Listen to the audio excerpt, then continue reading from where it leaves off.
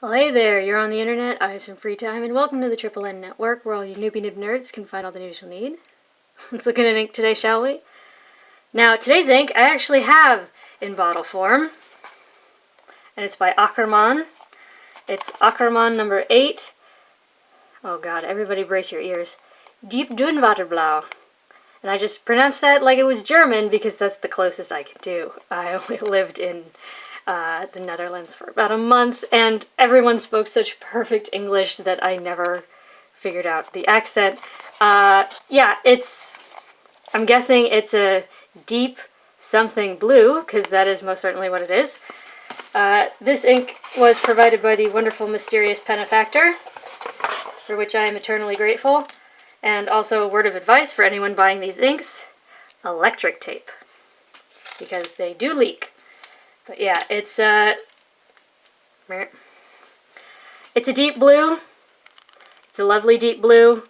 Yeah, these bottles are amazing, but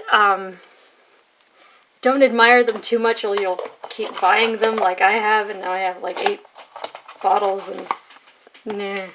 But the ink's lovely. Anyways, moving on. The 2 pens that I used, one was this Knox Avicenna with an extra fine nib, and the other was this Italix Parson's Essential with a broad cursive italic stub. Pause for a minute, I'm going to go get my pointy thing. And I'm back with my pointy thing. So, let's check out the chromatography, because there is definitely something interesting about this chromatography. Now, here's how you're supposed to do it. And you can definitely see where the initial drop was put, and there was a lot of this blue being pushed up, but there's this, solid little dot, this solid band. It gets darker up at the top, and I really hope the camera will show this. There's this, highlighter pink right around the edge, which was so weird and really surprised me. Now, here's where I let it dry, which is not how you're supposed to do it. But you can definitely see a difference. The dot is much darker, and it didn't want to migrate. I mean, it did. And then the band up at the top isn't quite as dark. You still get that pink. So, yeah. Now, I thought I'd compare it to a couple of other inks that I had.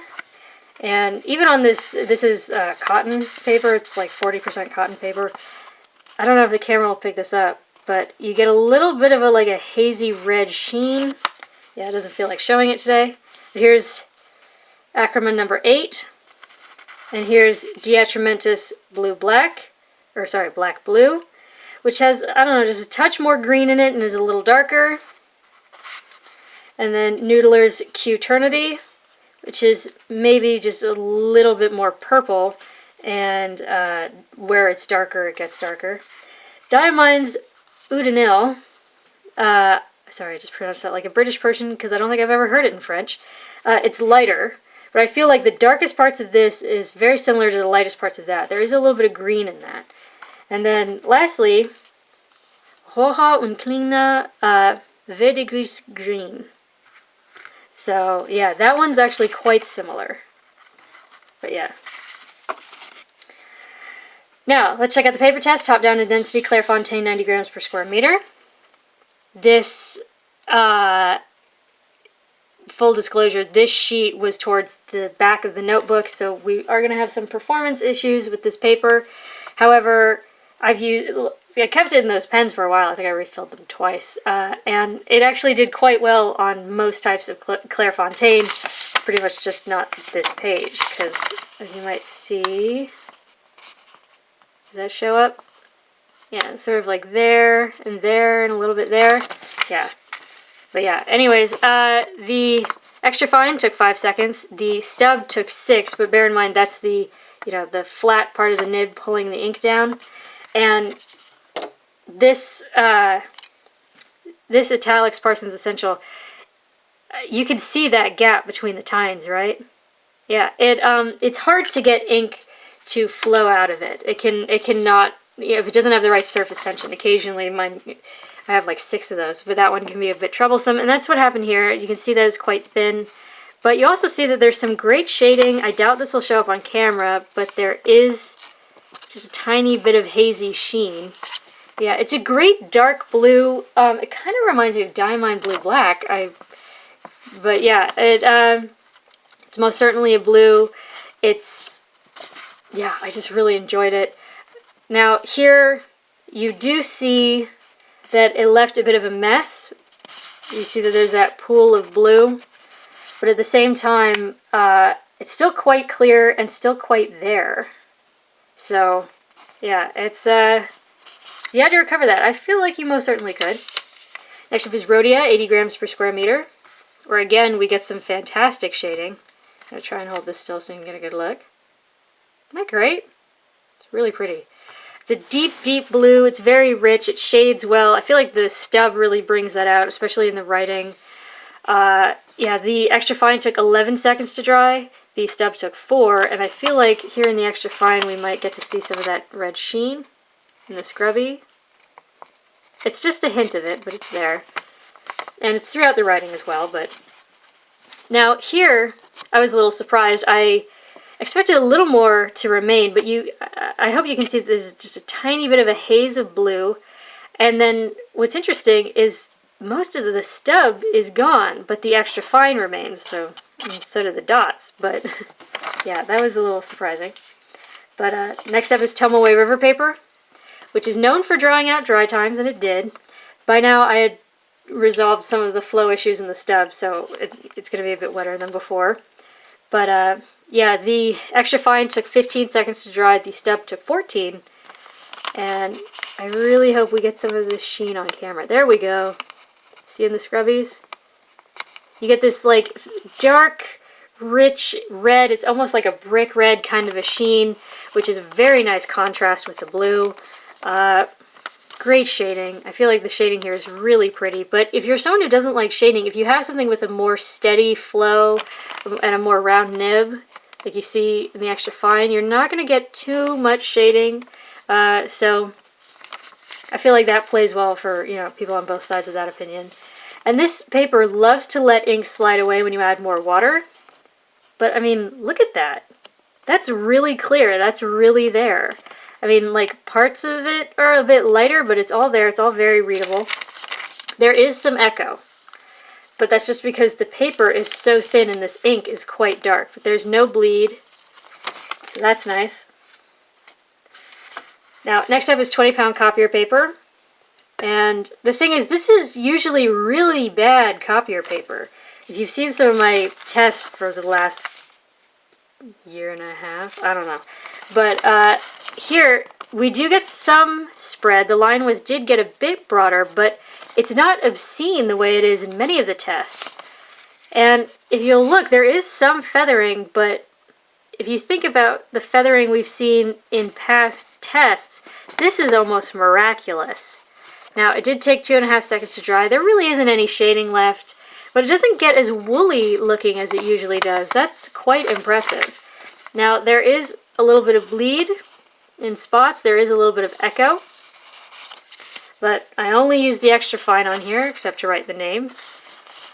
But yeah, look at this water test. It actually did really well. It's very dark, very there. There are parts of it that did start to sort of spread and want to explode, but for the most part, very well behaved. Now for the next test, we have Mead Notebook Paper, which is physically thinner than 20-pound copier paper, but it's actually often even more well behaved. Now, it took 3.5 seconds to dry. You do get a slight woolliness, but if we look close, we don't get that much feathering. It's not bad. And again, here, only use the extra fine, except to write the name. And actually, it's pretty well behaved in the stub as well. In fact, I'd say that this here's where the stub was writing. It actually did fairly well on bleed. Now, we do get some nearly to the other side show through, but it could have been a heck of a lot worse. Now let's check out the water test. It did dye the page a bit. It did sort of start to feather in a few spots, but it didn't go crazy the way it often does, because generally this paper absolutely hates water. Now, lastly, we have Moleskine notebook paper, and this was from one of the accurate modern pieces of moleskin. You can tell because of all the bleed. That is a problem. And again, I only use the extra fine except to write the name. And again, where the name is written, it's not that poorly behaved. But I bet you can already tell. There's shading. There's shading left on here. And there's feathering, but not like we usually see. It's just more like the occasional feather. It's not distractingly bad. It took 7 seconds to dry, which is a little odd because this is absorbent paper. But still, could have been a heck of a lot worse. Now the water test is what's curious. We've seen cheaper papers keep it together, and we've seen fancier papers keep it together. But here, something weird happened. It got really patchy, and it kind of feathered and exploded a bit. If you had to recover that, you probably could. It depends on how badly, but yeah. So, yeah, there you go. There's Akkerman's number 8 Diep-Duinwaterblauw. I totally massacred that. I apologize for everyone who has ears. To everyone who has ears. Yeah. It's a lovely dark blue. It has some really nice, like, brick red sheen on Tomoe River, and actually on Clairefontaine usually, and even a bit on Rhodia. I wish I could have gotten it on camera more, but yeah, if Akkerman is hard for you to find, Roaring Klinger Verdigris is a very similar color, and again, I doubt this will show up on camera, but you get a little bit of that red haziness that we had on here. Odinel is lighter, Q-Ternity is a bit more purple, and Diatramentus Black Blue is just a tiny bit more green. But yeah, generally pretty well behaved. I was impressed by how it behaved. Sorry, hiccup. I was impressed on how it behaved on most of the cheaper papers. In fact, I was even impressed on how it did on moleskin, and I hate moleskin, so yeah. Anyways, for your consideration from the Triple N Network, if you liked the video, please give it a thumbs up. If you'd like to see more, please subscribe to the channel, and thanks for watching. Bye.